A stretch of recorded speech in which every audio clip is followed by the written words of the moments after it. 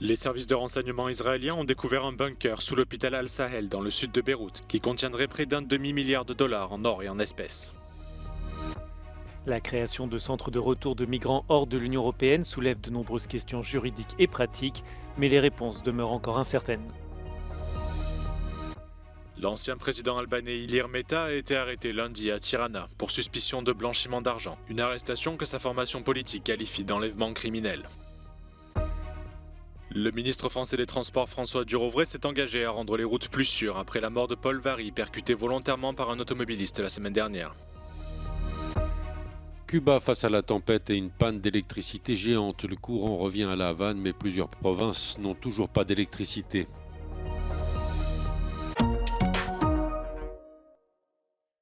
Directly under El Sahel Hospital. Les services de renseignement israéliens ont découvert un bunker qui aurait appartenu à l'ancien chef du Hezbollah, Hassan Nasrallah, sous l'hôpital Al-Sahel dans le sud de Beyrouth. Selon le porte-parole de l'armée israélienne Daniel Hagari, le bunker contiendrait des millions de dollars en or et en espèces. Cette annonce fait suite aux récentes déclarations d'Israël qui accuse l'Iran d'envoyer de l'argent au Hezbollah par l'intermédiaire de son ambassade à Beyrouth. Hezbollah's financial network is based on two main sources of income: money from the Iranian regime and money from the Lebanese people. Iran's Quds forces transfer money to Hezbollah from Iranian oil sold in Syria. Iran also sends suitcases of cash and gold by planes to the Iranian embassy in Beirut, and then directly it goes to Hezbollah. Ces derniers jours, des frappes israéliennes ont touché plusieurs bureaux d'Al-Qard Al-Hassan, une institution bancaire liée au Hezbollah. Daniel Hagari a cependant précisé que l'hôpital Al-Sahel ne serait pas ciblé. Par ailleurs, une frappe israélienne près de l'hôpital universitaire Rafik Harari de Beyrouth a fait au moins 4 morts et 32 blessés lundi en fin de journée, selon le ministère libanais de la Santé. De son côté, le Hezbollah a lancé un barrage de roquettes sur le centre d'Israël mardi. Aucun blessé ni dégâts matériels n'ont été signalés. De nouvelles attaques russes ont fait au moins 4 morts et des dizaines de blessés dans plusieurs villes ukrainiennes ce lundi. L'armée de l'air ukrainienne a déclaré avoir abattu 59 des 116 drones de type Shahed lancés par la Russie pendant la nuit. Moscou a également tiré des missiles balistiques et aériens guidés. Dans l'est du pays, près de Kharkiv, 2 personnes ont été retrouvées mortes sous les décombres de bâtiments touchés par les frappes russes. Une autre personne a été tuée à Soumy après une nouvelle série d'attaques russes.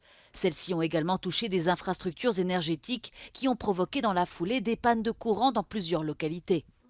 D'après le ministère ukrainien de l'énergie, une ligne d'alimentation électrique de la centrale nucléaire d'Energodar a également été endommagée. Quelques kilomètres plus loin, à Zaporizhia, 2 personnes ont été tuées et 14 autres blessées. Ces localités touchées sont proches de la ligne de front où de violents affrontements ont lieu depuis plusieurs mois. Moscou tente de s'emparer de la totalité de l'oblast de Donetsk et cible quotidiennement les zones toujours sous contrôle ukrainien. Au lendemain de 2 scrutins décisifs pour l'avenir de la Moldavie, la présidente Maia Sandu a dénoncé l'achat de votes lors du référendum constitutionnel sur l'adhésion du pays à l'UE. Les partisans de l'Europe l'ont emporté avec une très faible marge, 50,4% pour le oui contre 49,6% pour le non, soit quelques milliers de voix d'écart. La présidente moldave a affirmé sans détour que 130 000 personnes ont été payées pour voter non par des entités criminelles et que des électeurs ont reçu des instructions sur la manière de voter. And there are people who just sold their votes. And in any democracy, it's normal to have people who have different views. What's not normal is to have a situation where criminal groups are bribing voters. I'm blaming the criminal groups who are using the dirty money to buy the Moldovan votes. Maia Sandu n'a pas mentionné ouvertement la Russie ni aucun autre acteur étranger. Elle a seulement envisagé, je cite, une ingérence sale, essayant de bloquer le chemin de la Moldavie vers l'adhésion à l'UE. Mais malgré ces affirmations, elle n'a fourni aucune preuve de corruption électorale. Les 2 principaux partis d'opposition moldaves qui penchent vers Moscou ont de leur côté considéré que c'est le manque de crédibilité de Mme Sandu qui a fait chuter le résultat du référendum sur l'UE. La mission internationale d'observation des élections n'a pas non plus rapporté de preuves de vol de voix et de corruption dans les bureaux de vote, mais son rapport souligne diverses formes d'ingérence, comme le financement illicite d'acteurs politiques, les campagnes de désinformation et les cyberattaques. There have also been multifold statements from simple citizens who say, well, quick money for poor people, that is something that I take. So that is not something that is hearsay only, but is very concrete. Bruxelles a de son côté déclaré que certains observateurs avaient été témoins d'une ingérence sans précédent de la Russie en Moldavie et que Moscou cherchait à déstabiliser le pays.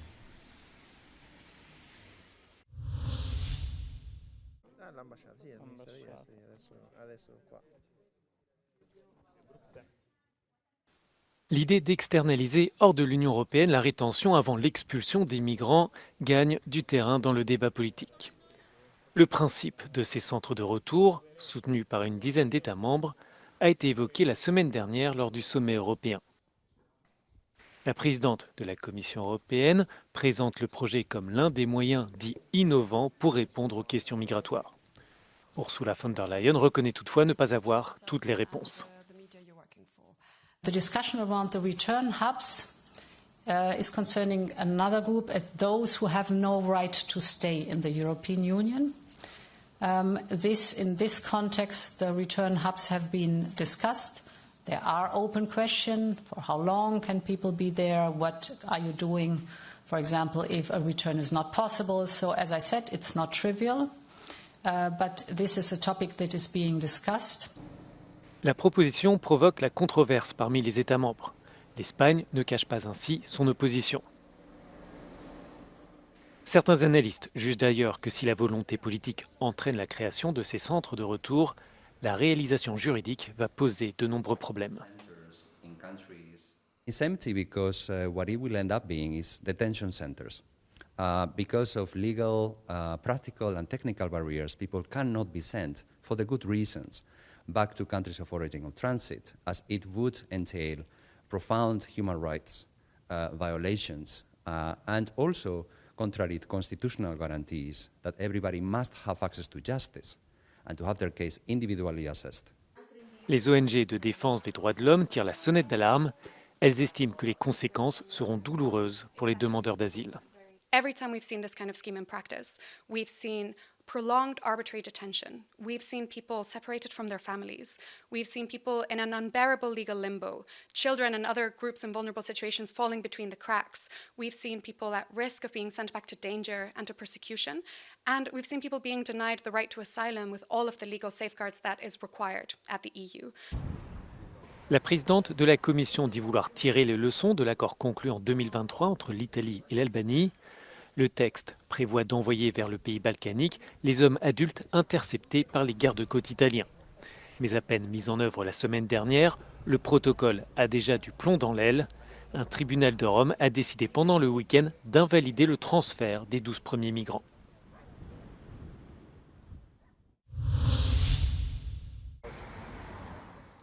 L'ancien président albanais Ilir Meta a été arrêté lundi à Tirana pour suspicion de blanchiment d'argent. L'homme politique albanais a déjà fait l'objet d'enquêtes pour non-déclaration de patrimoine et pour avoir exercé des activités de lobbying illégal aux États-Unis.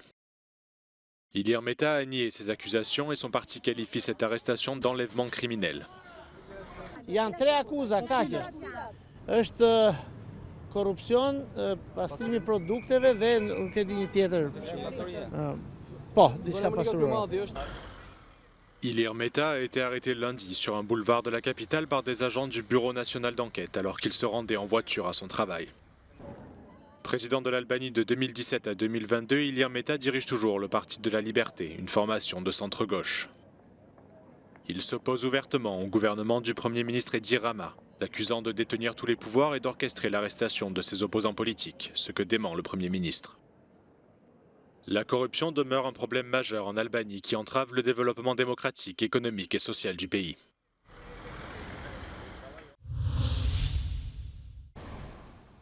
Le ministre français des Transports François Durovray s'est engagé à rendre les routes plus sûres après s'être entretenu lundi avec des associations de cyclistes. Cette décision fait suite à la mort de Paul Vary, un cycliste et militant du vélo de 27 ans, mort la semaine dernière après avoir été délibérément heurté par un automobiliste. La mort de Paul, qui a été tué par un automobiliste à Paris, elle a résonné, elle a suscité cette émotion parce que, effectivement, ce type de meurtre, c'est exceptionnel. Par contre, les violences que vivent aujourd'hui les cyclistes sur les routes, ça, tous les cyclistes l'ont déjà vécu. Que ce soit des menaces, des mises sous pression, des mises en danger, des collisions volontaires, ça, chaque cycliste a une histoire à raconter sur le sujet. Cette tragédie a ravivé les débats nationaux sur la sécurité routière et la protection des cyclistes, alors que la France compte de plus en plus de cyclistes dans ses centres urbains. Dans plusieurs villes, des hommages ont été rendus à Paul Varry, qui était connu pour être un fervent défenseur du cyclisme urbain.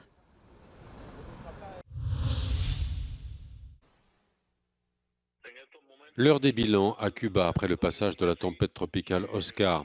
Selon les autorités, au moins 6 personnes ont été tuées. La tempête a touché terre dimanche soir au moment où l'île faisait face depuis vendredi à une panne d'électricité géante. Yo por lo menos no me arriesgaría a comprar nada porque todo está echado a perder. No hay tarjeta, no hay banco, no hay nada. El país está parado completo. La principale centrale thermoélectrique du pays redémarre doucement. Le courant revient dans la capitale, mais plusieurs provinces sont toujours plongées dans l'obscurité. La panne a suscité des manifestations et le président cubain promet des répressions. Nosotros queremos ratificar que nunca la revolución va a tolerar este tipo de conducta y que todos serán procesados como corresponde con el rigor que contemplan las leyes revolucionarias. La panne d'électricité géante arrive après des coupures de courant récurrentes, l'inflation et les pénuries de nourriture et de médicaments. Cuba traverse sa pire crise depuis 30 ans.